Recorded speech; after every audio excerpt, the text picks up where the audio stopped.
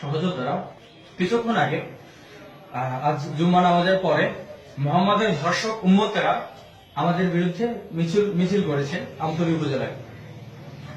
শুনেছি সেখানে ৫,০০০-এর উপরে মানুষের সমাগম ছিল এবং তাদের দাবি আমাদের যেন ফাঁসি দেওয়া হয়। আমি এবং লিমন ফকির অত্যন্ত সফল যে আমাদের লিখনী এবং আমাদের সমালোচিত বিষয়ে এতটা প্রখর ছিল যে মোহাম্মদের উম্মতেরা আমাদের জবাব দিতে না পেরে তারা রাজপথে ৫,০০০-এর অধিক মানুষের জড়ো হয়েছিল আমাদের ফাঁসির দাবিতে।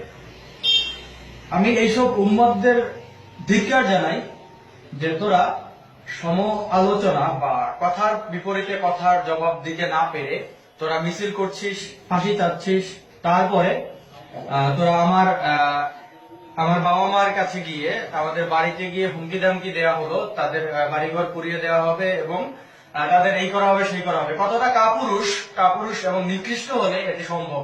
আমার বাবা মা আমাকে ত্যাগ করে দিয়েছেন, তোরা যদি তোদের মোহাম্মদের উম্মতরা এক এক হয়ে এরকম করিস, কর, সমস্যা নেই, আমার এতে কিছু আসে যায় না। কিন্তু আমি বলে যাব, আমি তোদের কোরআনের উপরে প্রত্যেকদিন প্রস্রাব করবো, প্রত্যেকদিন প্রস্রাব করে ভিডিও আপলোড দেবো, কাবার উপরে প্রস্রাব করবো প্রত্যেকদিন।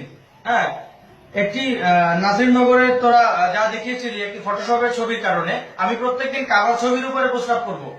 তোদের মোহাম্মদ ধর্ষক মোহাম্মদের চরিত্র একদম A to Z তুলে ধরবো, তোরা পারলে ঠেকা। তোরা ফাঁসি দিবি, মামলা দিবি, এই করে সে করে দে। তোদের কার বাপের ক্ষমতা আছে দেখি কিছু কর। তোর হাসিনারিতেও কিছু করতে পারবে না, তোরা এত লাভাচ্ছিস। তোদের পালছে হাসিনা, তোর হাসিনারই কেয়ার করি না, তোর মোহাম্মদের টুট, বুঝতে পারছিস? যা মন চায় কর, আমরা লিখে যাবো, বলে যাবো, পারলে থামা, চ্যালেঞ্জ দিলাম। আর যদি এক বাপের সন্তান হয়ে থাকিস, এক বাপে যদি জন্ম দিয়ে থাকে, তাহলে কথার জবাব কথায় দে। রাস্তায় লাফালাফি করিস না পাগল কুত্তার মতো। অনেক খেপিয়েছিস, আরো খেপা, কোনো সমস্যা নেই, বাস তোদের যাবে, বাস যাবে, আমরা থামার নই। আমরা আমাদের প্রতিবাদ চালিয়ে যাব। তোদের প্যান্ট শার্ট যা আছে সব খুলে দেবো। মোহাম্মদের ভণ্ডামি এগুলো আর চলবে না। কতজনকে থামিয়ে দিবি রে? এই মোল্লার দল, মৌলবীদের বাচ্চারা কতজনকে থামিয়ে দিবি? সম্ভব না, এখন সে যুগ নেই, ইন্টারনেটের যুগ। এখন হাজার ছেলে পেলে বেরিয়ে আসছে, কয়জনকে থামাবি? এখন তো পাগলা কুত্তা হয়ে গেছিস। ধর্মের শেষ, এখন এই ইসলামের করুণ সময় চলছে।